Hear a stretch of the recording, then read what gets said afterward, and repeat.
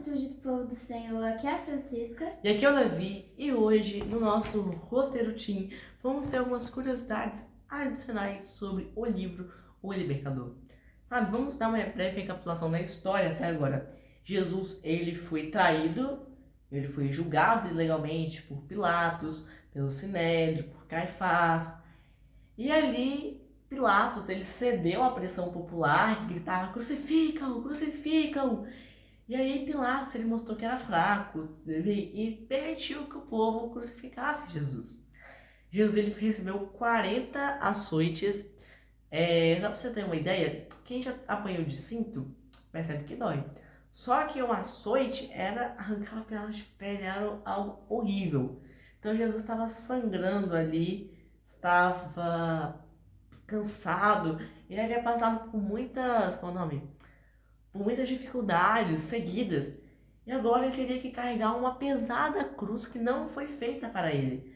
Quando a cruz era feita, quando alguém ia ser crucificado, era com antecedência para a pessoa fazer a cruz com as medidas da pessoa. Como o julgamento de Jesus foi rápido, foi inesperado, foi a cruz que tinha, foi a cruz de Barrabás. Então Jesus tinha que carregar aquela pesada cruz que não era feita para ele. E aí aconteceram várias coisas. E uma dessas coisas principais aconteceu no caminho em que Jesus estava. Então, explica pra gente, Fran, o que aconteceu quando Jesus estava se dirigindo até o Calvário? Como a cruz era muito pesada, Jesus, eu acho que ele machucou o ombro e caiu. Ele caiu, né? Ele caiu. Aí Simão foi lá e colocaram Simão porque ele não era judeu. Aí pegaram ele e colocaram ele lá pra carregar a cruz de Jesus. Exatamente. Esse Simão que a Fran falou não é o Simão Pedro, é o Simão Cirineu. Cirineu era um lugar que se chamava Cirene, né? Bem estranho o nome do lugar, mas não tem problema. Então Jesus, ele machucou o ombro e por causa do sangramento, do cansaço físico, ele acabou caindo no chão. E Simão Cirineu, contra sua vontade, teve que ajudar Jesus. Mas depois, eu já tinha falado isso terça-feira, Simão, ele se converteu ao cristianismo tempos mais tarde. Sabe, chegando lá no Calvário, que significa caveira, os outros dois ladrões que estavam com Jesus, eles se debatiam, que eles não queriam ser crucificados. Fran, se você estivesse passando por algo dolorido, tipo alguém com uma agulhinha na palma da sua mão, uma agulhinha. Eu ia chorar. Mas você ia deixar a pessoa enfiar a agulhinha? Não, eu ia gritar. Você ia gritar, espernear, você ia bater, você ia fazer o que viesse na sua mente primeiro. Mas Jesus, ele não foi uma agulhinha que ficava em Jesus, não foi na mão, aqui na palma. Tem algumas pessoas que falam que foi aqui, ó. Não foi uma agulha, foi um prego grande. Um prego com uma espessura que machucava, sabe? Enquanto os outros se debatiam ali, não querendo ser crucificados. Não, era um pouquinho abaixo. No pé. No pé era. Vou mostrar meu pé aqui, ó. No pé era um pouquinho acima do pé em si. Por que que não foi na mão? Porque na mão tinha muita probabilidade de acertar um osso. E tem uma profecia escrita que nenhum osso de Jesus deveria ser quebrado. Continuando. Sabe, Jesus, ele foi crucificado, ele foi como um cordeiro mudo, ele não expressou nenhuma reação. Não que ele não sentiu dor, não que ele não chorou, não que ele não agonizou ali. Não é isso que eu tô falando. É que Jesus, ele não se debateu, ele não tentou reagir contra isso, ele permitiu com que fosse crucificado assim. E quando Jesus foi crucificado, o que as pessoas ficavam falando ao redor dele? Ah, você não é o cara que faz milagres, que faz o cego ver, o paralítico andar, revive morto. Então pede aí pro seu Deus pra ele tirar você daí. Desce daí. Desce da cruz, então.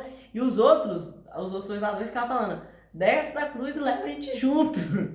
Só que aí, um ladrão, ele, em seu coração, ele sentiu novamente um calor.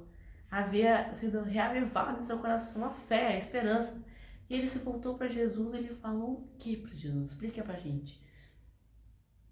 Lembra? Lembra-te de mim no paraíso. E aí Jesus, diante daquela mostra de fé, ele olhou para ele e falou uma das palavras mais bonitas da Bíblia. Em verdade te digo hoje, você estará comigo no Reino de Deus. paraíso, exatamente. Então ali tinha uma promessa de que aquele ladrão, aquela pessoa havia se convertido naquela ocasião e que ele estaria com Jesus no reino de Deus. Mas eles foram pro mesmo dia para o céu? Então o que aconteceu? Jesus ele subiu para o céu quando acabou a crucificação? Ele morreu. E aí ele ficou descansando durante quantos dias? 3 dias. 3 dias ele ficou descansando. E aí quando Maria apareceu para ele, Jesus falou o quê? Eu ainda não subi para o meu Pai. Eu ainda não subi para o meu Pai. Então Jesus não foi na mesma ocasião ali aos céus. E aí depois de um tempo, a crucificação era algo muito agonizante. Sabe, para você conseguir respirar, você ficava com os braços erguidos, assim, lembrando que a cruz não era feita para Jesus. E aí, pra você conseguir respirar, se você ficasse encurtado assim, você não conseguia respirar. Imagina Jesus, ele teria que ficar mais esticado ainda mais que a cruz não era pra ele. Ou, dependendo, mais ser traído, porque se for mais retraído é pior ainda, porque a pessoa fica mais baixa, tem que fazer mais força. Entendeu? Os dois jeitos é ruim, contextualizando.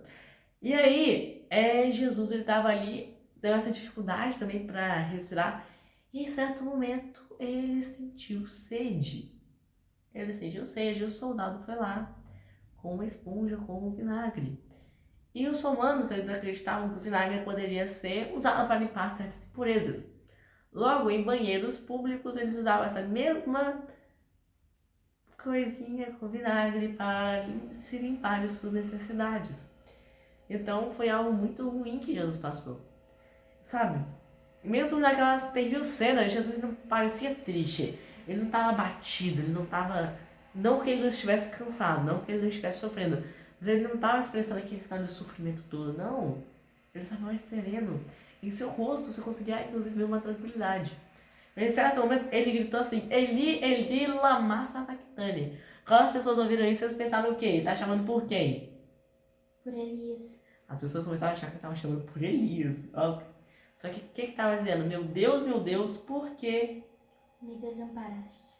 Por que ele estava sentindo toda aquela tristeza em seu coração? Porque ele estava sentindo o peso de pecado de todo mundo.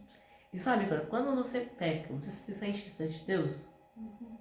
Então, imagina Jesus. Ele pecou? Não. Jesus, ele nunca pecou. Ele vivia ao lado de Deus? Sim. Então, alguém que sempre vivia ao lado de Deus, imagina só o peso de sentir todos os pecados da humanidade, inclusive as pessoas que ainda nem nasceram naquela época. Então Jesus estava sentindo uma profunda tristeza. E sabe, a Bíblia conta que de meio-dia até as 3 horas da tarde houve uma grande escuridão. E de repente Jesus, ele brada em alta voz às 3 horas da tarde. O que ele fala? Está consumado. Ele foi lá e falou, está consumado. E aquele momento que ele falou isso, o que aconteceu? Houve um terremoto. Um grande terremoto. E no templo, o que aconteceu no templo? O véu se rasgou de cima para baixo, para as pessoas não falarem que foi uma pessoa que rasgou. E por que aquele véu se rasgou de cima para baixo? Qual é o significado de tudo aquilo? Porque o próprio Cordeiro, que é Jesus, ele se sacrificou. Então não era mais... lugar. Exatamente isso. Não era mais necessário usar os cordeiros para a remissão dos pecados. Lembrando, para alguém ser perdoado dos pecados, você tinha que pegar o cordeiro, matar o cordeiro, assim, simbolicamente, seus pecados eram transferidos para o cordeiro. Só que lembra que João Batista falou? Esse é o Cordeiro de Deus que tira o pecado do mundo. Então Jesus, ele não morreu como um derrotado, ele morreu como um vencedor. E assim, para sempre, nós agora temos o preço pago. Não somos mais, não temos mais essa falta de fé, temos uma esperança de que Jesus morreu por nós. E agora, qual deve ser a nossa resposta? Nós sabemos que Jesus morreu. Qual deve ser a nossa resposta sabendo disso tudo? Sim. Devemos seguir Jesus, então. Então precisamos agora nos limpar de todo eu, procurar viver uma vida com Jesus. Tomar Jesus como o nosso maior exemplo. Então, esse é o nosso chamado. Também, nosso chamado é para que possamos falar de Jesus para outras pessoas. Sabe, essa história parece até um pouco triste, Jesus morrendo, mas ela tem um desfecho muito feliz. Naquele momento em que Jesus morreu, aquela cruz marcou para sempre que nós não seríamos mais mortos, não seríamos mais os escravos de Satanás. Jesus nos libertou. Esse foi o vídeo, eu espero que vocês tenham gostado. Se gostar do vídeo, pouco longo. um pouquinho longo. Espero que vocês tenham gostado dessa videoaula. Mais uma live. Se você gostou do vídeo... Crucifixicação. Crucifixão. Crucifixião. De Jesus. Se você gostou do vídeo, deixe seu like, se inscreva e até o próximo vídeo. Tchau! Tchau.